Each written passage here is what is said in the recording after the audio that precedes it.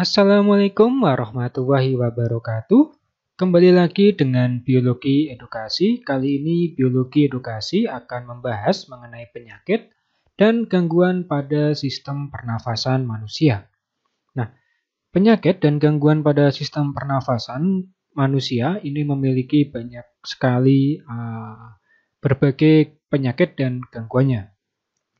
Salah satunya adalah yaitu TBC atau yang dikenal dengan istilah tuberkulosis. Di mana penyakit ini adalah dia menyerang paru-paru manusia yang disebabkan oleh infeksi namanya adalah Mycobacterium tuberculosis. Ketika seseorang terjangkit TBC, maka akan muncul flek warna putih di bagian dinding-dinding alveolus atau di rongga paru-paru. Sehingga ketika dilakukan proses ronsen, maka akan terlihat bercak-bercak putih di bagian ronsen, tepatnya adalah di bagian paru-parunya. Yang kedua adalah pneumonia, adalah radang paru-paru yang disebabkan oleh bakteri juga, namanya adalah Diplococcus pneumonia. Kemudian ada penyakit difteri, radang yang disebabkan oleh bakteri Corynebacterium diphtheria. Di mana pada penyakit difteri ini dapat menyebabkan kematian pada anak-anak karena termasuk jenis penyakit yang sangat berbahaya. Nah, difteri ini dia menyerang bagian tenggorokan atau bagian trakea, kemudian bagian laring, bronkus, dan seterusnya.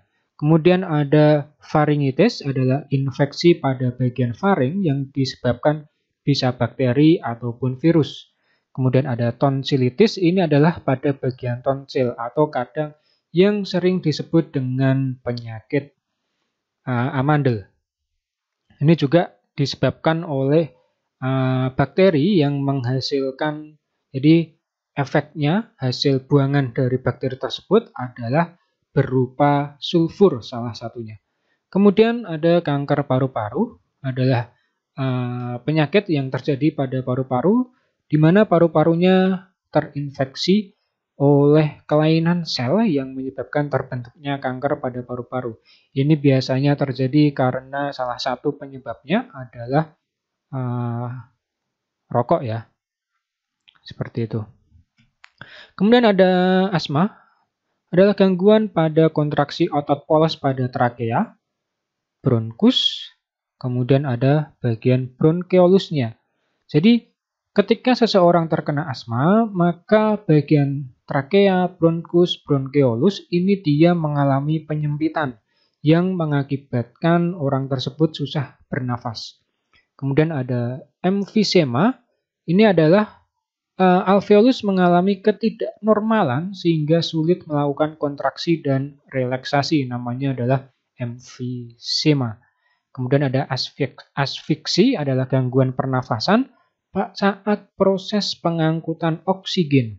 Jadi ketika ada seseorang misalnya kebakaran, kemudian dia menghirup asapnya, maka ini digolongkan ke dalam gangguan yang dinamakan asfiksi. Dikarenakan paru-paru manusia tersebut akan susah untuk mengambil oksigen karena banyak sekali di situ gas CO dan CO2. Nah, ini adalah beberapa gambar dari penyakit tadi. Ini adalah TBC. Jadi ketika seseorang terkena TBC, maka di paru-paru ini akan muncul flek ini. Jadi flek putih ini adalah disebabkan oleh TBC. Kemudian di sebelah kanan adalah pneumonia. Ini adalah di bagian alveolusnya. Di sini dia terinfeksi oleh bakteri yang menyebabkan di dalamnya ada semacam lendirnya. Nah, ini adalah tonsilitis, dinamakan sebagai tonsilitis. Penyakit pada bagian tonsil atau yang sering disebut sebagai amandel itu. Kemudian yang di bagian sini adalah emfisema. Jadi emfisema itu adalah kerusakan pada bagian alveolus. Ini yang sebelah kiri adalah alveolus normal. Kemudian yang sebelah kanan adalah ketika terjadi proses yang namanya emfisema. Jadi terjadi kerusakan-kerusakan jaringan pada bagian dalam alveolus yang menyebabkan seperti ini. Jadi seperti itu mengenai gangguan sistem pernafasan. Sebetulnya masih banyak sekali gangguan dan penyakit pada sistem pernafasan. Cuman yang saya bahas hanya beberapa saja, yaitu ada 1, 2, 3, 4, 5, 6, 7, 8, 9 saja. Sisanya nanti bisa dicari sendiri di internet atau di buku-buku paket seperti itu. Sampai jumpa pada materi-materi berikutnya di Biologi Edukasi. Wassalamualaikum warahmatullahi wabarakatuh.